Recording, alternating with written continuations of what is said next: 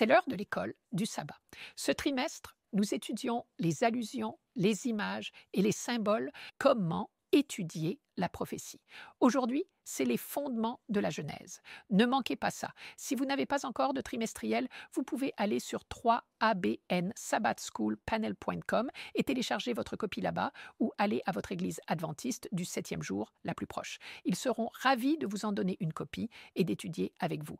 Rejoignez-nous maintenant.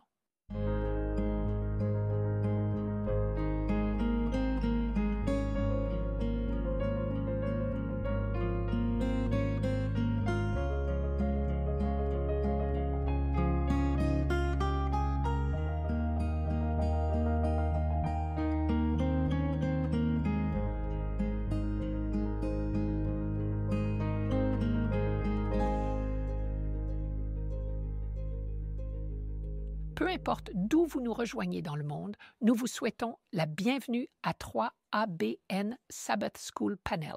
Je suis Shelley Quinn et c'est mon plaisir aujourd'hui de présenter la leçon numéro 2, les fondements de la Genèse. Nous vous remercions énormément pour vos prières et votre soutien financier. Beaucoup de gens aiment le 3ABN Sabbath School Panel et nous vous remercions pour votre soutien financier qui nous permet de continuer à le faire. Maintenant, laissez-moi vous présenter notre famille 3ABN à la table. Daniel Perrine. Merci, Shelley. J'ai la leçon de lundi qui a un excellent titre, Comprendre l'amour de Dieu. Amen. Et ma sœur en Christ, Jill Morricone. Merci beaucoup, Shelley. Mardi, nous examinerons la question d'Isaac. Où est l'agneau? Beau.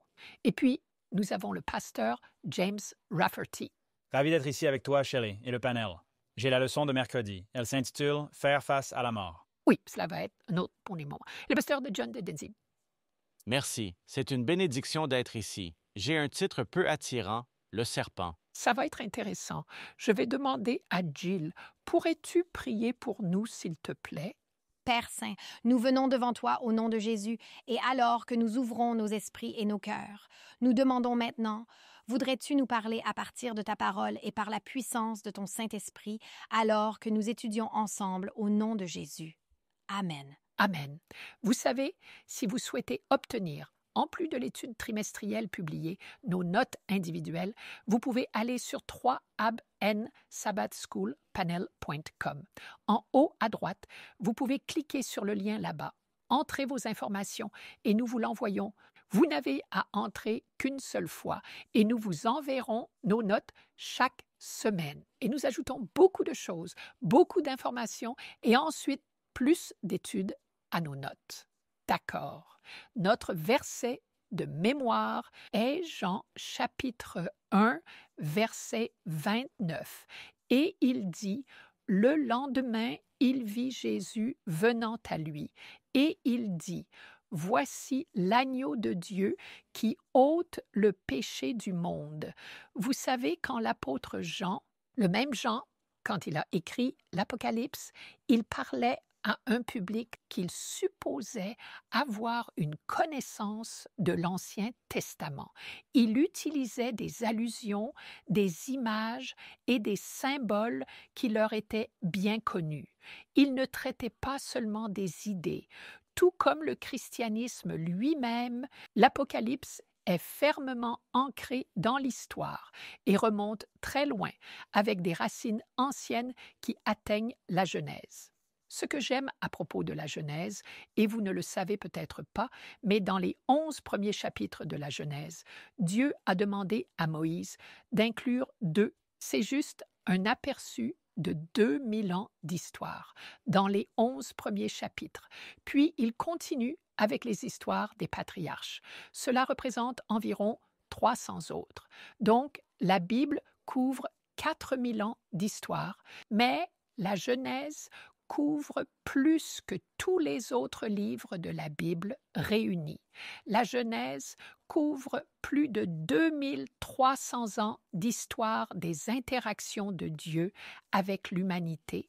Donc, il est très important de comprendre la Genèse si vous voulez comprendre l'Apocalypse.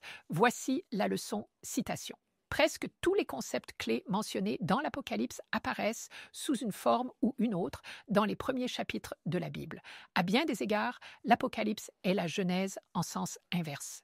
Cette semaine, nous allons étudier quelques grands concepts pour illustrer le point crucial que comprendre les fondations anciennes derrière l'Apocalypse permet à l'élève de voir d'innombrables nuances dans le texte. Chacun pouvant offrir des leçons importantes sur la nature de l'humanité, la nature de Dieu, le conflit mené dans notre univers et donc le conflit qui se déroule dans nos vies.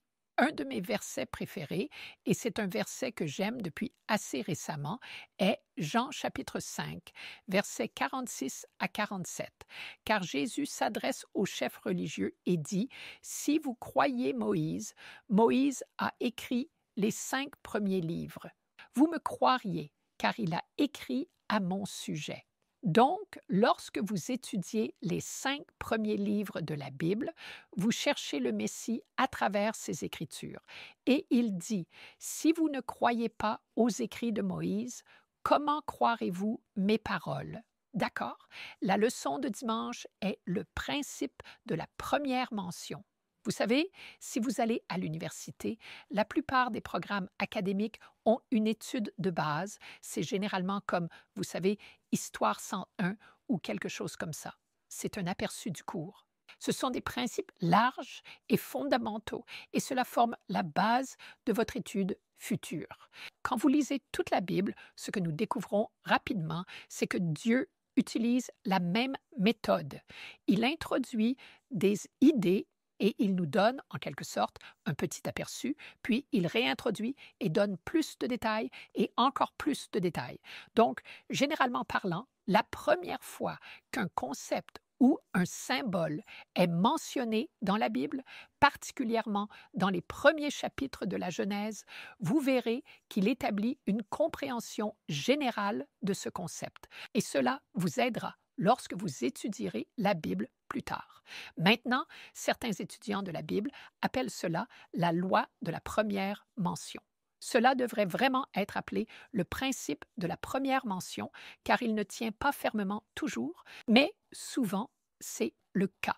La citation de la leçon, tant dans l'étude générale de la Bible que dans la prophétie biblique, est que Dieu nourrit lentement ses enfants d'informations au fil du temps, en commençant par un concept de base et en l'élargissant de nombreuses fois au cours des années, voire des siècles.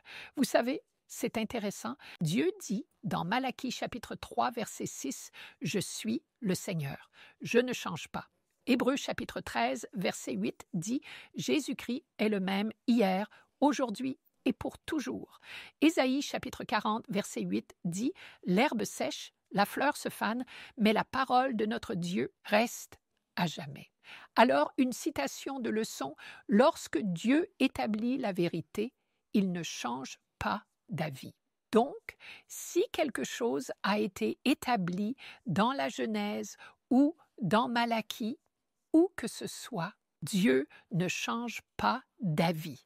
Une fois qu'il commence à enseigner la vérité à son peuple, nous pouvons compter sur le fait que les répétitions du même principe ou thème biblique ne changent pas sa signification, mais au contraire éclairent davantage cette signification.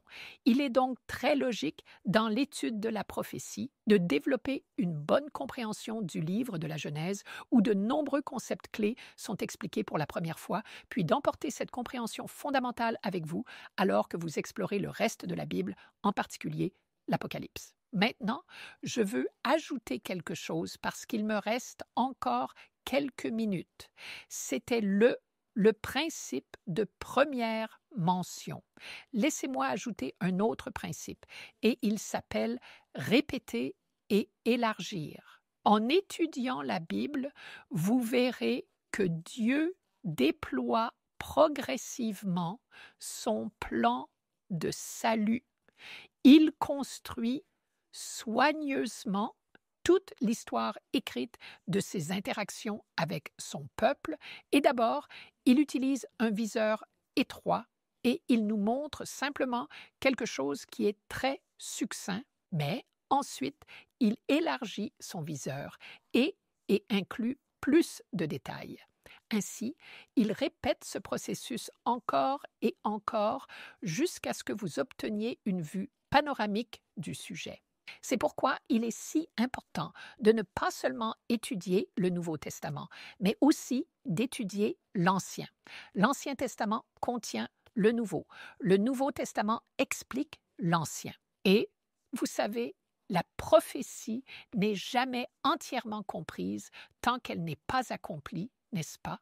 Mais le Seigneur prédit l'avenir d'une manière fluide et continue de la Genèse à l'Apocalypse. Et c'est tellement beau parce qu'il utilise ce processus de répétition et d'élargissement afin que ce qu'il a exprimé dans le passé, il ajoute des détails supplémentaires pour avoir une meilleure image.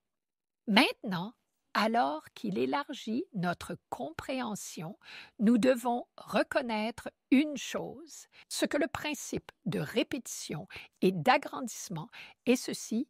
Lorsqu'il nous annonce une prophétie, chaque prophétie suivante se construit sur la prophétie précédente. Elle doit être en accord avec la prophétie précédente qui la précède. Ainsi, le principe de la première mention et le principe de répéter et agrandir vont de pair. À bien des égards, comme je l'ai dit, la Genèse est comme l'Apocalypse à l'envers. Dans l'Apocalypse, ou l'Apocalypse est comme la Genèse à l'envers. Dans la Genèse, nous voyons la chute de l'humanité. Dans l'Apocalypse, nous voyons la rédemption de l'humanité. Dans la Genèse, nous voyons qu'ils sont exclus du jardin d'Éden. Dans l'Apocalypse, je vous rendrai tellement confus. Dans l'Apocalypse, c'est rétabli. C'est donc une chose si belle que Dieu veuille que nous connaissions son cœur. Nous examinons le principe de la première mention. Et c'est quelque chose qui nous donne une idée de la façon dont Dieu va utiliser soit cette allusion, soit cette image, soit ce symbole à l'avenir. Mais vous pouvez compter sur le fait que Dieu nous enseigne comme nous enseignerions un enfant. Si votre petit enfant a 6 ans et commence, vous ne commencez pas à lui enseigner l'algèbre. Vous leur apprenez à additionner et à soustraire. Quand ils comprennent ça, alors vous pouvez leur enseigner la multiplication et la division. Mais c'est ainsi que Dieu nous enseigne. Et c'est une chose magnifique. Merci, Shelley. J'aime entendre que Dieu nous enseigne comme de petits enfants parce que c'est ce que nous sommes. Et il sait que nous ne pouvons supporter qu'une certaine quantité à la fois et il ne nous surcharge pas et ne nous déverse pas tout d'un coup. Je m'appelle Daniel Perrin et j'ai la leçon du lundi qui est « Comprendre l'amour de Dieu ». J'aime cette leçon. Dieu est amour. Où est-ce que cela se trouve dans la Bible? Je vous donne un moment pour répondre. Vous devriez conserver ce texte dans la salle de mémoire de l'Esprit. C'est 1 Jean chapitre 4, versets 7 à 8. « Bien-aimés, aimons-nous les uns les autres car l'amour vient de Dieu, et quiconque aime est né de Dieu et connaît Dieu. Celui qui n'aime pas ne connaît pas Dieu, car Dieu est amour. » J'aime ça. Et nous trouvons cela un peu plus tard dans le chapitre aussi. Verset 16, « Dieu est amour. » C'est perpétuel. Ce n'est pas juste une photo instantanée des événements actuels. Dieu aime perpétuellement avant la création, après la création, dans l'éternité, depuis l'éternité passée. Nous trouvons cela exprimé dans la série de livres Le conflit des âges par Ellen White. Ces 5 livres commencent par le livre Patriarches et prophètes avec cette ligne ici, « Dieu est amour ». Sa nature, sa loi est amour. Cela a toujours été, cela le sera toujours. Le Très-Haut qui habite l'éternité, dont les voies sont éternelles, ne change pas avec lui. Il n'y a pas de variabilité, pas même l'ombre d'un changement. Dieu est amour. Et nous arrivons à la toute fin de ces 5 livres, Patriarches et prophètes, Prophètes et rois, Jésus-Christ, Actes des apôtres, et enfin la tragédie des siècles, dernière page et dernier paragraphe. Depuis de lui qui a tout créé coule la vie, la lumière et la joie. À travers les royaumes de l'espace illimité, depuis le plus minuscule atome jusqu'au plus grand monde, toutes choses, animées et inanimées, dans leur beauté sans ombre et leur joie parfaite, déclarent que Dieu est amour. Alors, l'amour motive toutes les prophéties bibliques et c'est la force motrice derrière toutes les prophéties bibliques. Pourquoi Dieu nous a-t-il communiqué en symboles? Pourquoi les symboles sont-ils parfois déroutants? Pourquoi Dieu a-t-il inspiré la rédaction de prophéties parfois difficiles à comprendre? Réponse, parce que Dieu est amour. Et donc parce que Dieu vous aime. C'est pourquoi. Pourquoi Dieu a-t-il donné la prophétie biblique? Parce qu'il vous aime. Pourquoi Dieu a-t-il utilisé des symboles et des mots hébreux, en sachant que la nation hébraïque ne continuerait pas à être le véhicule par lequel la vérité divine serait présentée au monde? Pourquoi a-t-il fait cela? Parce qu'il vous aime, parce que Dieu est amour. Pourquoi y a-t-il 7 sceaux, 4 chevaux, 7 trompettes, 7 plaies? Tout par amour. Pas l'amour humain. L'amour humain change, l'amour humain monte et descend, vient et va, doit être perfectionné par l'apprentissage. L'amour de Dieu est parfait, il ne change pas.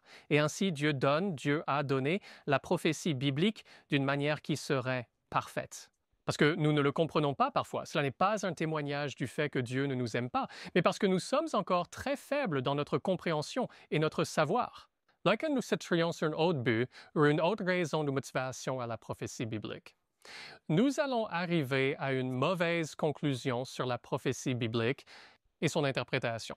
Oui, nous pouvons alors détailler comment ces choses démontrent l'amour de Dieu, mais la fondation sous-jacente de toute prophétie biblique est ceci. Nous devons garder cela à l'esprit lorsque nous lisons ces livres. Dieu m'aime. Cela est fait par amour, ce n'est pas fait par peur. Alors je prononce le mot amour et tout d'un coup, 1000 images surgissent dans 1000 esprits différents et nous disons « Attends. Chaque idée que nous avons sur l'amour ne reflète peut-être pas précisément et ne décrit pas l'amour de Dieu. Alors comment le langage humain inadéquat peut-il décrire et représenter et encapsuler l'amour de Dieu? Nous devons nous référer à la parole de Dieu et nous allons utiliser ce principe de la première mention.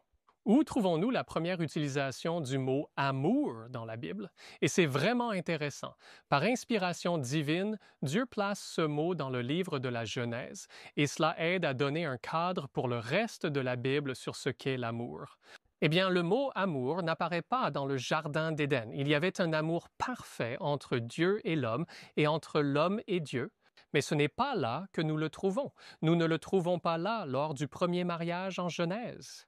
On pourrait s'attendre à ce que, puisque Dieu est amour, quelque chose soit dit à ce sujet dans Genèse 1, verset 1, le chapitre, comme le tout début de Dieu est amour, ne commencerait-il pas ainsi? Mais vous voyez, Dieu opère par la démonstration et l'inspiration. Dieu nous montre, un peu comme dans Romains chapitre 5, verset 8, Dieu démontre son amour pour nous. Ainsi, Dieu démontre son amour dans la création. Partout dans la création, nous voyons l'amour de Dieu démontré. Mais le mot apparaît au bon moment pour que nous puissions apprendre par l'expérience ce qu'est l'amour, et ce mot « amour » apparaît dans le chapitre 22 de la Genèse. Une expérience de crise majeure et émotionnelle, presque 2000 ans d'histoire de la Terre déjà passée, et ensuite nous arrivons à l'amour. Vous connaissez l'histoire où Abraham, dans Genèse chapitre 22, est appelé à sacrifier son fils unique. Abraham et Isaac participaient maintenant à un drame joué qui prépare le terrain pour comprendre ce qu'est l'amour de Dieu, et ils le jouent avec foi, pas à pas, bien qu'à ce moment-là, ils ne pouvaient pas en voir la fin. Le mot n'est pas utilisé, cependant, pour dire combien Dieu nous aime ou même aime Abraham et Isaac. Écoutez-le dans Genèse chapitre 22, versets 1 et 2.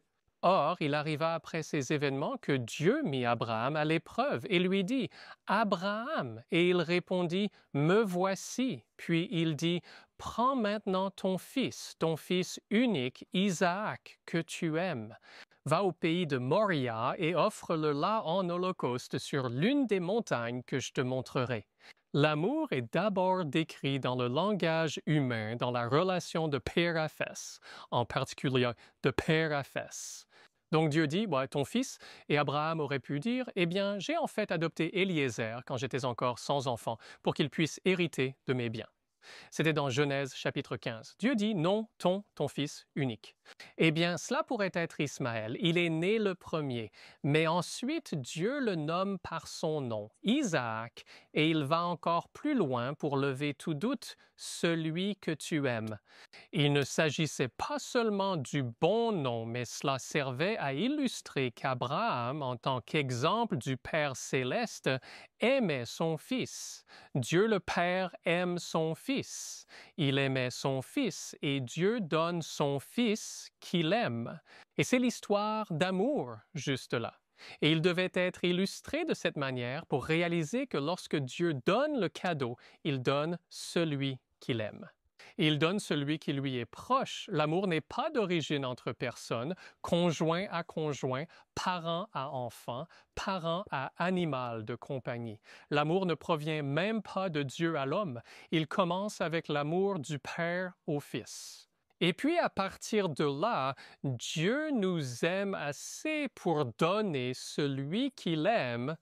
Dieu donne celui qu'il aime. Et cela nous ramène à la première utilisation du mot « amour » dans l'Évangile de Jean, que vous trouvez dans Jean chapitre 3, verset 16, qui est tellement clairement lié à Genèse 22. Répétez-le avec moi de la version King James, car Dieu a tant aimé le monde qu'il a donné son Fils unique, afin que quiconque croit en lui ne périsse pas, mais ait la vie éternelle.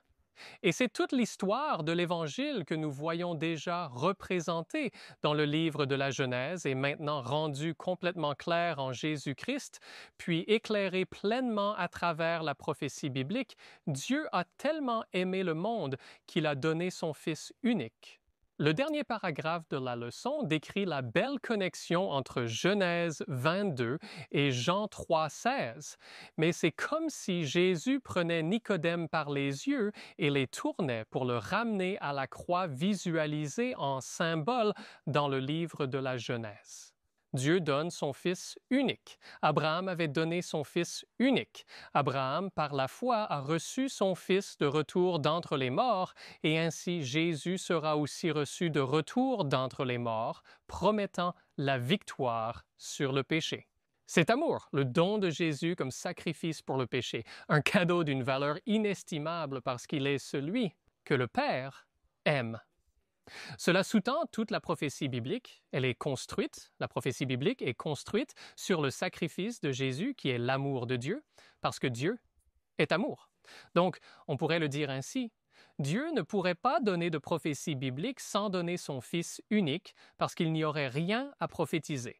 Il n'y aurait rien à espérer, il n'y aurait pas de fondation, et si vous enlevez une fondation, il ne reste plus de bâtiment dont on peut même parler. Donc toute la prophétie biblique nous ramène à ceci. Dieu a tant aimé le monde qu'il a donné son Fils unique. Amen. Merci Daniel pour cette belle leçon. Vous savez, la prophétie n'a pas été donnée par Dieu pour nous effrayer, mais pour nous préparer, n'est-ce pas? Et nous en sommes très reconnaissants. Maintenant, nous avons un moment mission 3ABN. Nous reviendrons tout de suite. Bonjour, je suis Greg Moriconi. Je suis ravi que vous vous soyez joint à moi pour le 3ABN Mission Moment. La valeur personnelle de Laura a été détruite par l'intimidation à l'école. Elle a été ridiculisée et moquée, et bien qu'elle ait crié à Dieu chaque nuit, elle se sentait terriblement triste et seule. Enfin, elle a rencontré un homme qui l'aimait pour ce qu'elle était. Lorsqu'ils se sont mariés, elle s'est convertie à sa foi catholique.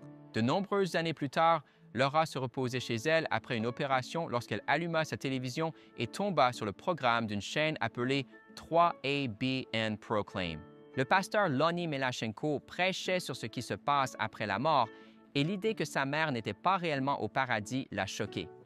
Alors, elle lui a envoyé un email et il l'a surprise en lui envoyant toute la série de programmes par courrier.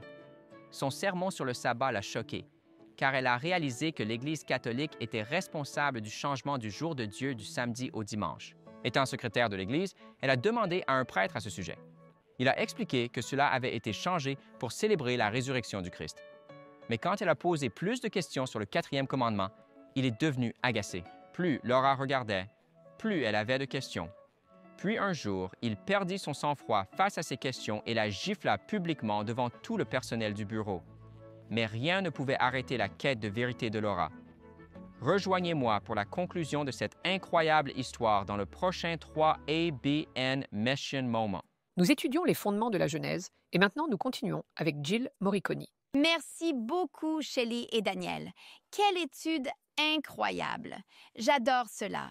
Cela a posé une belle fondation et a touché mon cœur personnellement. Merci pour ça. Mardi, nous examinerons la question d'Isaac. Où est l'agneau? Donc, tournons-nous vers Genèse 22. Daniel a fait un travail incroyable en posant cette fondation pour la première mention du mot « amour » dans la Bible, là dans Genèse 22. Et c'est, bien sûr, l'histoire dont il a déjà parlé, Abraham offrant son fils, Isaac. Et maintenant, nous examinons la première mention de ce mot hébreu pour « agneau », le mot « ce ». La première mention de cela se trouve ici, dans Genèse 22, versets 7 et 8. Mais Isaac parla à Abraham, son père, et dit « Mon père ». Et il dit « Me voici, mon fils ». Puis il dit « Voici le feu et le bois, mais où est l'agneau ?» Pour l'Holocauste, voici notre mot hébreu « c'est ». C'est la première fois qu'il est mentionné dans l'Ancien Testament. Il est en fait mentionné 47 fois dans l'Ancien Testament. C'est le premier mention. Et j'aime comment cela est lié à Jésus. Où est l'agneau pour l'Holocauste? Et Abraham dit, « Mon fils, Dieu se pourvoira lui-même de l'agneau pour un holocauste. » Et le texte hébreu original se lirait ainsi, « Dieu fournira lui-même l'agneau. Dieu fournira lui-même l'agneau. » Où est l'agneau? Alors, je veux vous emmener dans un voyage. Où est l'agneau dans l'Écriture? Nous allons suivre ce mot hébreu, « c'est », et nous allons le regarder à travers l'Ancien Testament, puis son mot grec correspondant dans le Nouveau Testament. Où est l'agneau?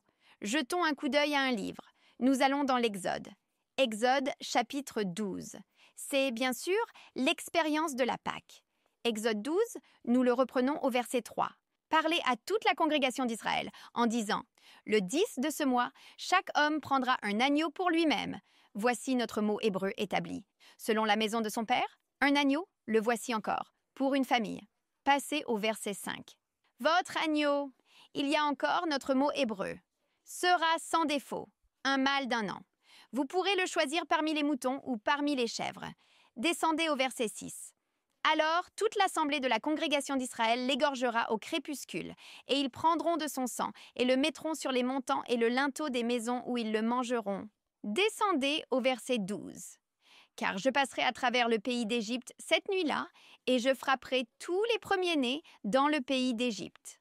Passez au verset 13. Quand je verrai le sang, je passerai au-dessus de vous. Alors, où est la question? Où est l'agneau?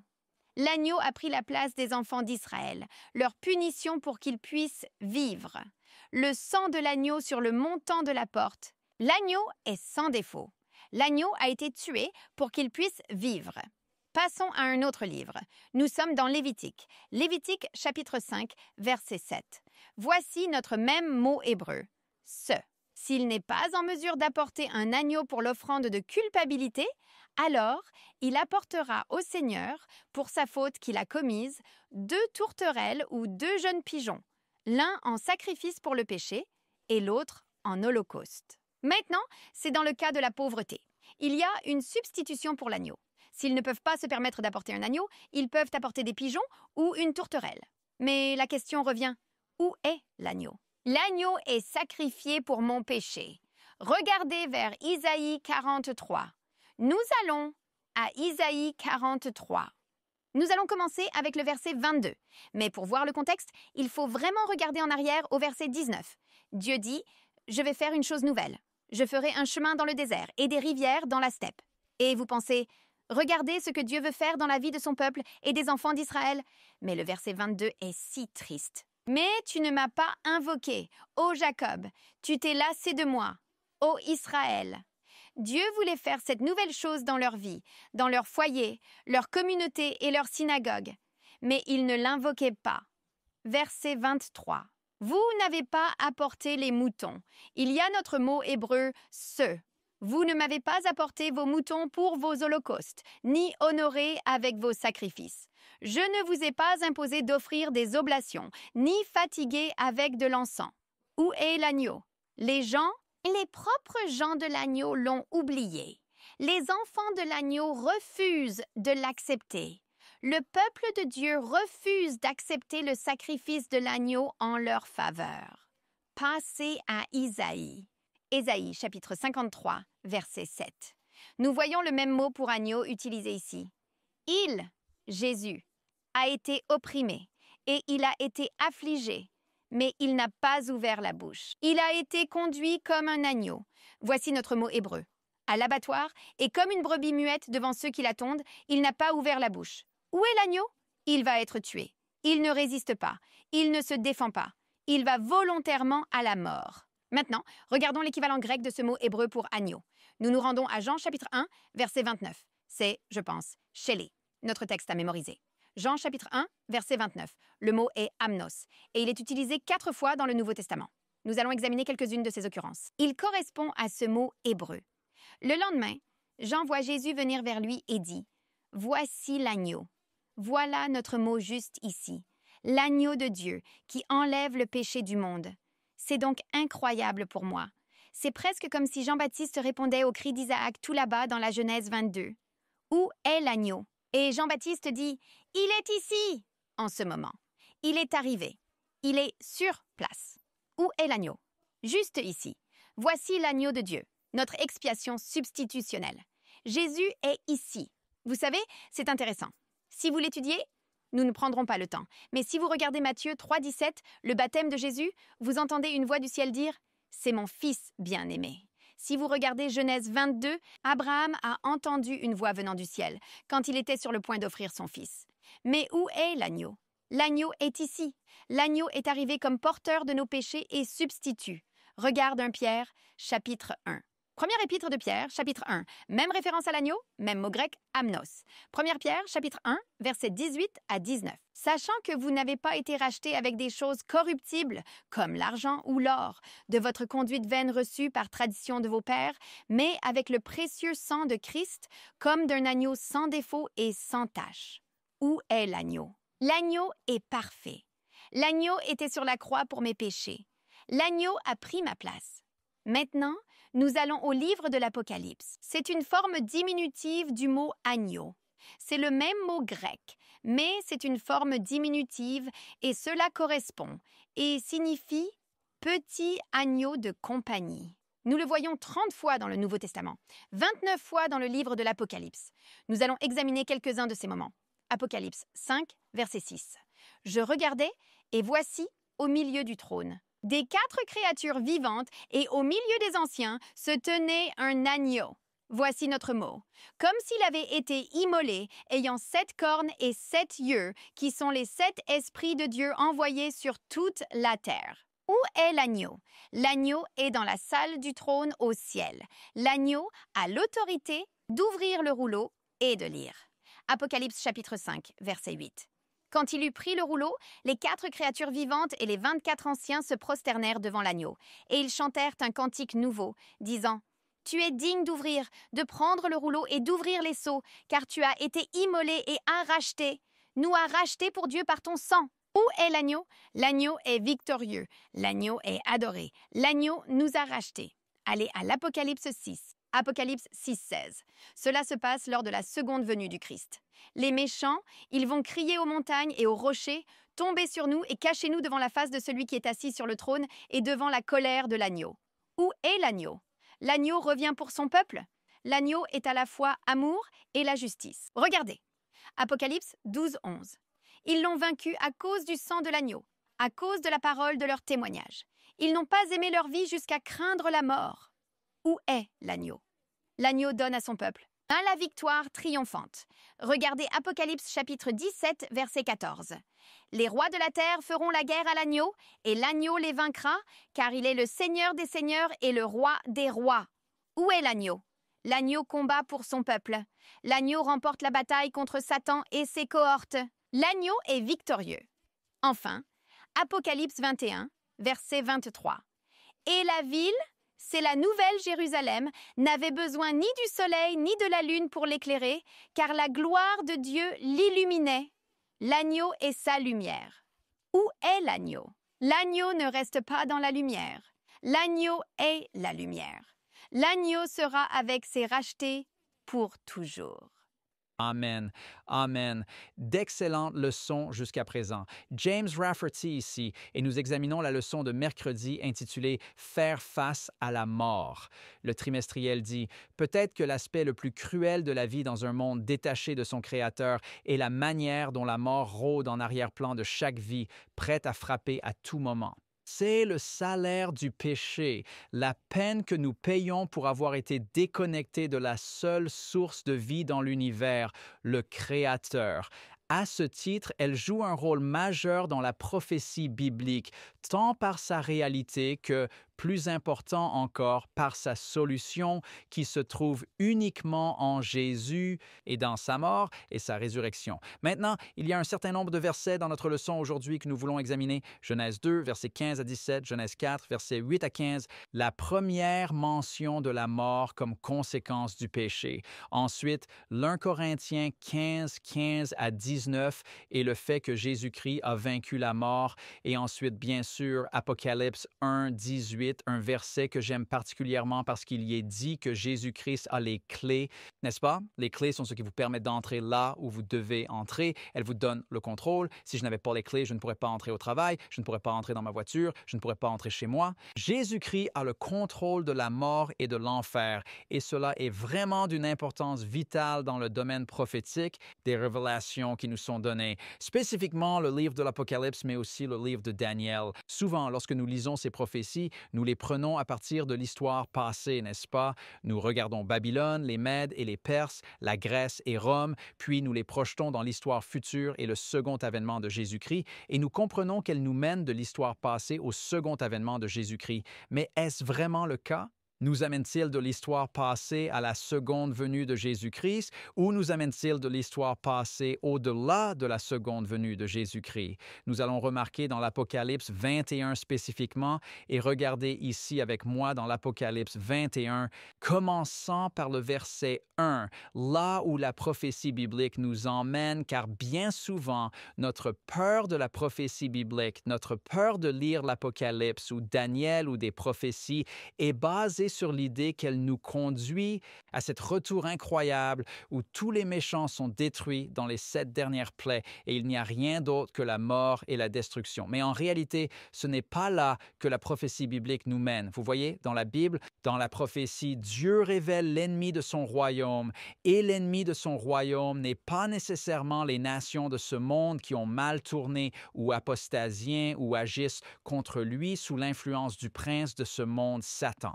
L'ennemi que Dieu identifie dans la prophétie biblique, le dernier ennemi qui sera détruit selon 1 Corinthiens chapitre 15, verset 26, c'est la mort. La mort est l'ennemi que Dieu veut éliminer.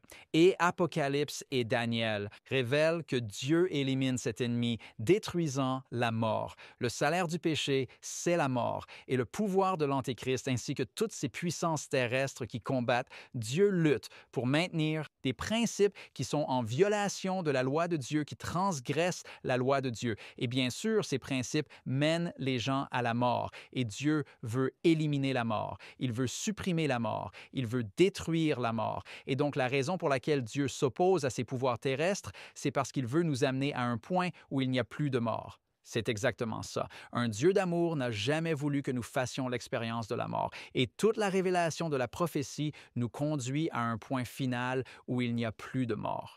Maintenant, nous voyons cela encore et encore, ce que nous pourrions appeler les cycles prophétiques de Daniel et de l'Apocalypse, qui est une autre manière de décrire le principe que Shelley a partagé plus tôt de répéter et agrandir. Répéter et agrandir est aussi une révélation de ces cycles prophétiques qui ont un point de départ et un point d'arrivée. Et dans Daniel et dans l'Apocalypse, chacun de ces cycles prophétiques commence avec Babylone et ou Médo-Perse ou dans le livre de l'Apocalypse avec le pouvoir romain païen dans l'histoire de l'Église primitive, puis ils ont lisons un point final qui nous emmène au-delà du second avènement de Jésus-Christ et nous conduit en fait dans le nouveau ciel et la nouvelle terre où il n'y a plus de mort, où le dernier ennemi de Dieu qui a été soutenu par tous ces royaumes terrestres et par Satan lui-même, le dernier ennemi de Dieu, est détruit. Nous lisons à ce sujet ici dans l'Apocalypse 21, « Et j'ai vu un nouveau ciel et une nouvelle terre, car le premier ciel et la première terre avaient disparu et il n'y avait plus de mer. Et moi, Jean, j'ai vu la sainte cité, verset 2, la nouvelle Jérusalem descendant de Dieu du ciel, préparée comme une épouse pour son mari. Ainsi, nous avons l'épouse du mari Jésus-Christ. Et j'ai entendu une grande voix venant du ciel disant, « Voici, le tabernacle de Dieu est avec les hommes, et il habitera avec eux, et ils seront son peuple, et Dieu lui-même sera avec eux et sera leur Dieu. » Verset 4, « Et Dieu essuiera toute larme de leurs yeux, et la mort ne sera plus. » Source. Plus de mort. C'est le point final de la prophétie biblique et ce n'est pas seulement le point final du dernier chapitre de la prophétie biblique. En d'autres termes, le 4e cycle prophétique de l'Apocalypse commence dans l'Apocalypse chapitre 12 avec un résumé de l'histoire de l'apostasie dans le ciel et en passant par l'histoire des âges sombres et nous emmenant dans ces derniers mouvements de l'Apocalypse chapitre 13. Et enfin, les messages des 3 anges qui se terminent avec tout le monde prenant une décision pour ou contre le Christ, puis nous conduit dans les jugements et les 7 dernières plaies et enfin à travers les 1000 ans jusqu'à ce point final. Mais ce point final n'est pas seulement le sujet de ce dernier cycle prophétique. Si vous revenez au cycle prophétique précédent, et nous parlons de l'Apocalypse maintenant, les 7 trompettes qui se terminent dans Apocalypse chapitre 11, vous remarquerez que le point final des 7 trompettes est le même que le point final du 4e cycle prophétique, là que j'appelle les 7 jugements. Apocalypse chapitre 11, verset 14, « Le 2e malheur est passé. Voici, le 3e malheur vient rapidement. Et le 7e ange sonna, c'est la dernière trompette, le 7e ange sonna, et il y eut de grandes voix dans le ciel disant, « Les royaumes de ce monde deviendront les royaumes de notre Seigneur et de son Christ, et ils régneront au siècle des siècles. » Et bien sûr, tout le monde loue Dieu. Et puis, il est dit au verset 18, « Les nations étaient en colère. Ta colère est venue, le temps des morts pour qu'ils soient jugés. » Cela parle du grand jugement du trône blanc de 1000 ans, et ensuite que tu devrais donner une récompense à tes serviteurs, les prophètes des saints, et à ceux qui craignent ton nom, petits et grands, et détruire ceux qui détruisent la terre. Cela nous conduit dans les nouveaux cieux et la nouvelle terre. Maintenant, revenons aux 7 sceaux. Il se termine dans Apocalypse 7, enfin Apocalypse 8, verset 1, mais dans Apocalypse 7, alors que Jean se voit montrer l'aboutissement final du plan de Dieu, remarquez ce qu'il est en train de montrer ici. Apocalypse 7 et regardez ici. Commençons simplement par le verset 15, « Une grande multitude que personne ne peut compter. » Verset 15, « C'est pourquoi ils sont devant le trône de Dieu et le servent jour et nuit dans son temple,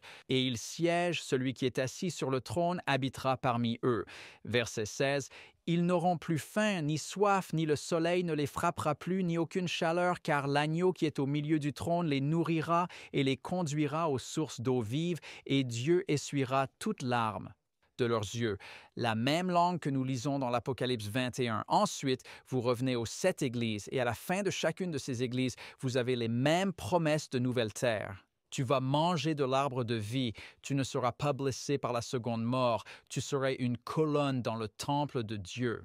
Toutes ces promesses de la nouvelle terre se trouvent également dans le livre de Daniel. Dans le livre de Daniel, quand vous terminez le 4e cycle prophétique, Daniel chapitre 12, vous avez cette image de la résurrection. Et dans Daniel chapitre 12, verset 3, qui est le dernier verset du 4e cycle prophétique, il est dit « Et ceux qui sont sages resplendiront comme la splendeur du firmament, et ceux qui en auront amené beaucoup à la justice brilleront comme les étoiles pour toujours et à jamais. » C'est les nouveaux cieux et la nouvelle terre. Et bien sûr, dans Daniel 8, vous avez la même chose. C'est enveloppé dans un peu de langage ici, mais vous avez ce pouvoir final qui fait la guerre au prince dans le ciel, et il est dit que ce prince va se dresser contre le prince, mais il sera brisé sans main. C'est encore établi ou expliqué dans Daniel 7, où vous avez ce grand trône blanc du jugement, vous avez la bête donnée aux flammes, et ensuite vous avez les saints héritant du royaume. Et ils vont hériter de ce royaume, et ce royaume va être établi pour toujours et à jamais. Vous avez la même chose dans Daniel 2. Dans Daniel 2, le royaume de Dieu dans le nouveau ciel et la nouvelle terre est décrit comme une montagne. Et cette grande montagne grandit et elle remplit toute la terre. N'est-ce pas? C'est le nouveau cieux et la nouvelle terre. Ainsi, chaque cycle prophétique de Dieu dans les chapitres de Daniel 2, 7, 8 et 11 et dans l'Apocalypse, 7 églises, 7 sceaux, 7 trompettes et 7 dernières plaies, tous nous mènent au nouveau ciel et à la nouvelle terre. Nous allons au-delà de la seconde venue et en tant qu'adventistes du 7e jour, nous devons amener les gens à ce point final parce que ce qui est le plus important avec Dieu pour chaque individu sur la planète Terre est de leur expliquer que Dieu ne collabore en aucun cas avec la mort, que Dieu n'a jamais voulu la mort, que l'évolution n'est pas un processus dans lequel Dieu est impliqué de quelque manière que ce soit, que la mort est un ennemi de Dieu et que Dieu va l'éliminer. Il n'y aura plus de douleur, plus de souffrance, plus de larmes, car la mort sera finie et nous aurons un accès complet à l'arbre de vie et nous vivrons éternellement avec Jésus-Christ. Amen. Louez le Seigneur. J'ai hâte à cela. Merci, Pasteur James. Et maintenant, nous sommes jeudi. Jeudi, la leçon s'intitule « Le serpent ». Je m'appelle John Denzin et plongeons dans la leçon. Je commence par lire la première partie du jeudi. Il est dit: la question de l'adoration est un sujet clé dans le livre de l'Apocalypse. L'instigateur et le facilitateur des faux systèmes de culte est identifié comme le dragon.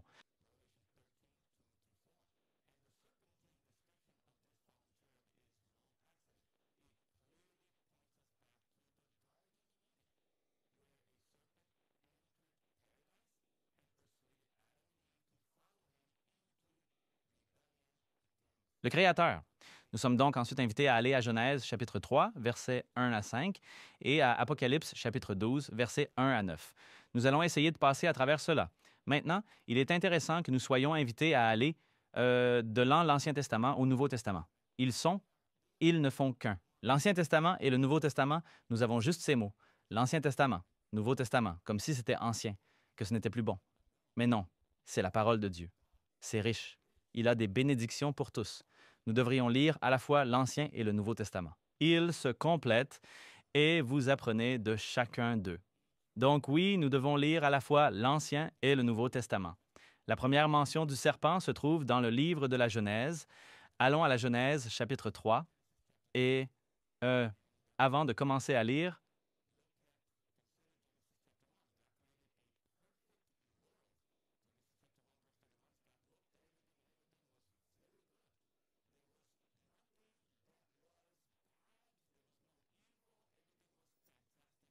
a été jugé très bon par Dieu lui-même, qui est parfait. Genèse 2 parle du fait que Dieu a créé la femme à partir de la côte de l'homme. Et il semble que Genèse 2, Dieu plante un jardin là, pour Adam et Ève. Il semble qu'un avenir merveilleux, les attend. Ensuite, entre le serpent. Genèse chapitre 3, en commençant au verset 1. Et voici ce que dit la Bible. Genèse chapitre 3, verset 1. Or, le serpent était le plus rusé de tous les animaux des champs que le Seigneur Dieu avait fait. Et il dit à la femme, « Est-ce que Dieu a vraiment dit, « Vous ne mangerez pas de tous les arbres du jardin » Maintenant, à qui le serpent parle-t-il? Il parle à la femme. La femme aime Dieu. Ève aimait Dieu de tout son cœur. Et tout ce qu'elle sait de Dieu, c'est qu'il a été bon avec nous. Regardez ce merveilleux jardin qu'il nous a fourni. J'ai un mari. Nous sommes un. Mais la question est, Dieu vous a-t-il dit que vous ne pouvez pas manger de chaque arbre? Il insinue que Dieu ne vous permet pas de jouir pleinement de tout ce qu'il a créé. Il vous cache des choses. Mais puisque la femme aime Dieu, que fait-elle?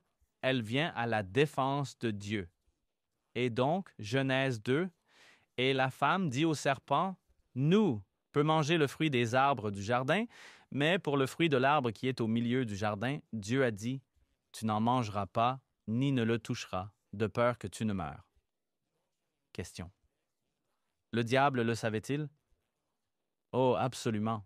Il a commencé cette conversation avec un motif, tromper la femme, et maintenant Ève est en conversation avec un trompeur et un menteur.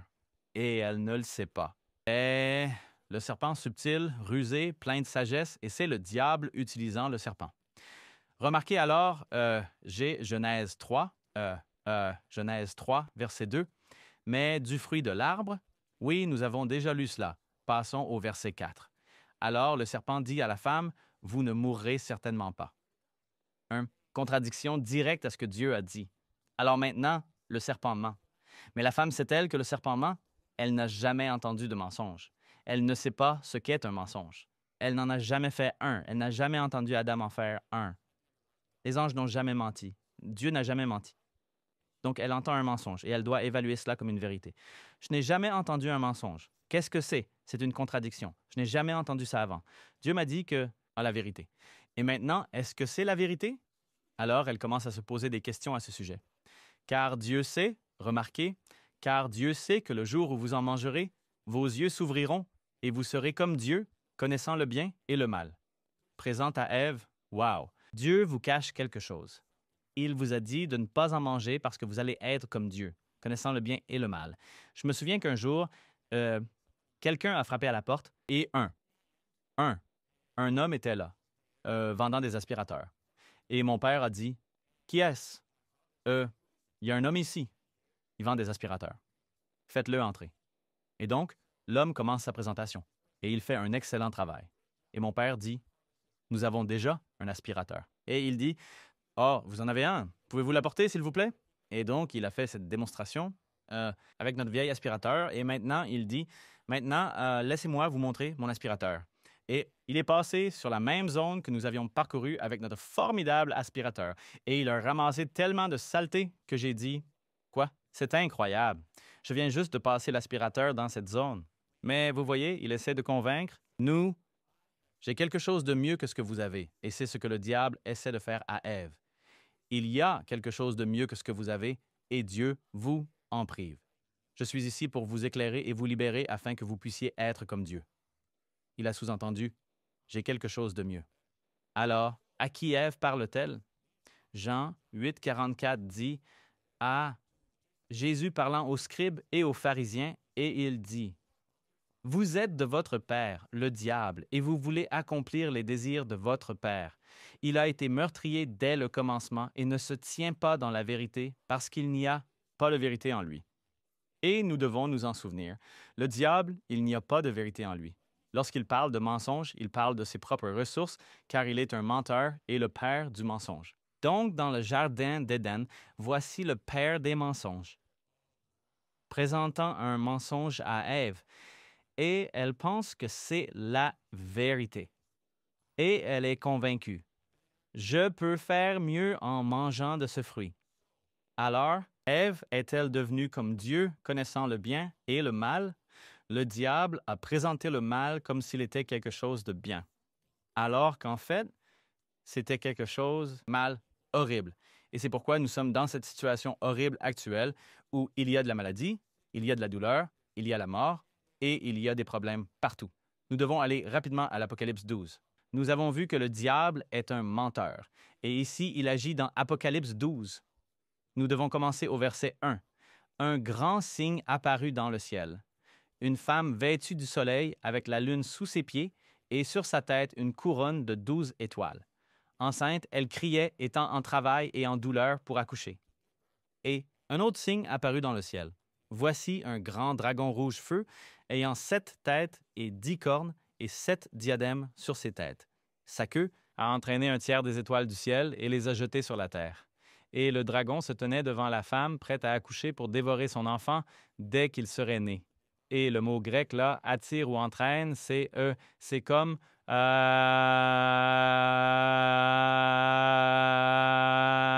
il persuade et trompe, c'est ange.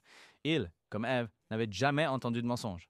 Tout ce qu'ils entendaient, c'était la vérité, la vérité, la vérité, la vérité, la vérité, la vérité, la vérité, la vérité. Et maintenant, voici un mensonge parce que le père du mensonge le leur a dit. Il a pris naissance avec lui de ses propres ressources. Dieu ne les y a pas mises. De ses propres ressources, il a créé un mensonge. Et depuis, nous avons... Des gens mentent aussi. Peut-être que vous m'écoutez et que vous avez dit des mensonges. Cela provient du diable. Ne nous identifions pas au diable. Identifions-nous avec Dieu qui est la vérité. Ainsi, un tiers des anges furent trompés et nous devrions passer à Apocalypse 12, verset 5. Elle enfanta un fils, un enfant mâle, destiné à gouverner toutes les nations avec une verge de fer. Et son enfant fut enlevé vers Dieu et vers son trône. Ensuite, la femme s'enfuit dans le désert où elle a un lieu préparé par Dieu afin qu'on la nourrisse là pendant 1260 jours. Et une guerre éclata dans le ciel. Michel et ses anges combattirent contre le dragon, et le dragon et ses anges combattirent. Mais ils ne l'emportèrent pas, ni n'avaient plus de place pour eux dans le ciel. Alors le grand déer, le grand dragon, fut jeté, ce serpent ancien appelé le diable et Satan, qui séduit le monde entier. Il fut jeté sur la terre, et ses anges furent jetés avec lui. Il continue à essayer de tromper, chaque jour, des gens qui veulent une vie meilleure, qui veulent la vie éternelle. Il essaie de nous tromper. Et donc, nous avons ici rapidement l'histoire du grand conflit, nous faisant savoir qu'il y a un trompeur, il y a un menteur qui va essayer de vous tromper.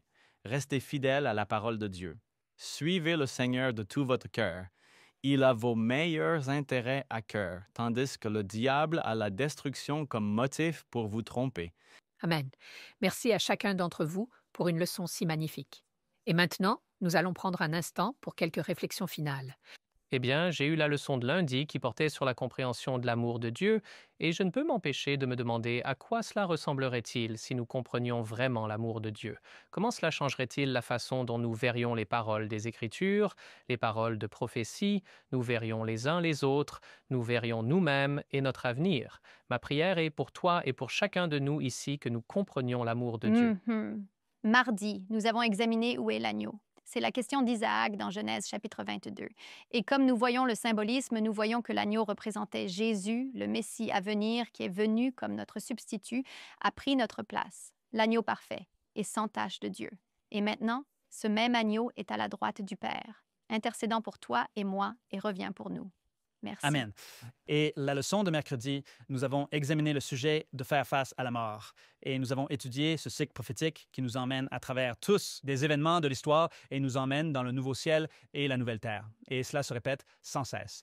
Daniel chapitre 2, Daniel chapitre 7, Daniel chapitre 8, Daniel chapitre 11, Révélation, Église, sceau, trompette et bien sûr ce dernier cycle prophétique dans l'Apocalypse. Tout cela nous mène aux paroles du Christ dans Jean chapitre 11. Jean chapitre 11, versets 26 et 27. Jean chapitre 11, versets 25 et 26. Excusez-moi. Jésus lui dit, « Je suis la résurrection et la vie. Celui qui croit en moi vivra, quand bien même il serait mort. Et quiconque vit et croit en moi ne mourra jamais. » Et puis, il a posé la question, et mes amis, nous allons vous poser cette question maintenant. Y croyez-vous? Vous voyez, Jésus-Christ a un ennemi appelé la mort, et cet ennemi a peut-être décimé votre vie, décimé la vie de nombreuses personnes sur la planète Terre. Et Dieu vous appelle en ce moment même que dans Jésus-Christ, vous aurez la vie, et cette vie ne finira jamais. Elle peut faire une pause, un instant dans la tombe, un petit repos dans la tombe pour un moment, mais cette vie ne finira jamais pour ceux qui croient en Jésus-Christ. C'est un message de la prophétie biblique. Amen. Amen. Nous avons, dans l'Apocalypse 12, Michel et ses anges ont combattu contre le diable. Et ce Michel, Jésus continue de se battre en notre faveur.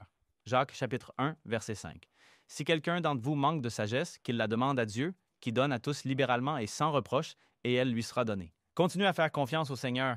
Demande-lui de te donner la sagesse pour discerner les mensonges de l'ennemi et continue à suivre Jésus. Amen. Merci à chacun d'entre vous. Ma pensée pendant que vous parliez, quand Adam et Ève avaient péché. Et Dieu est venu dans le jardin pour leur parler. Il ne les aimait pas moins que la veille de leur péché. Lors de votre pire journée, Dieu vous aime autant que lors de votre meilleure journée. Ne laissez pas le diable utiliser votre péché pour séparer de Dieu. Cours vers lui, presse-toi contre lui, ne l'évite pas. La semaine prochaine, nous allons continuer avec la leçon 3, des images pour le mariage, une belle étude. Mais pour l'instant, nous voulons clôturer par une prière.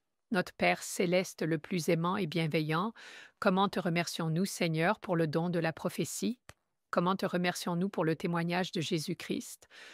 Comment te remercions-nous, Seigneur, que cela soit quelque chose que tu nous as donné pour notre bénéfice parce que tu nous aimes, Seigneur. Et je te remercie pour cette étude. Je te remercie pour tous ceux qui écoutent. Je prie, Seigneur, donne-nous non seulement des oreilles pour entendre, mais un cœur qui mettra ta parole en pratique. Nous t'aimons, nous te louons, nous prions, viens, ô Seigneur en Christ. Amen. Merci.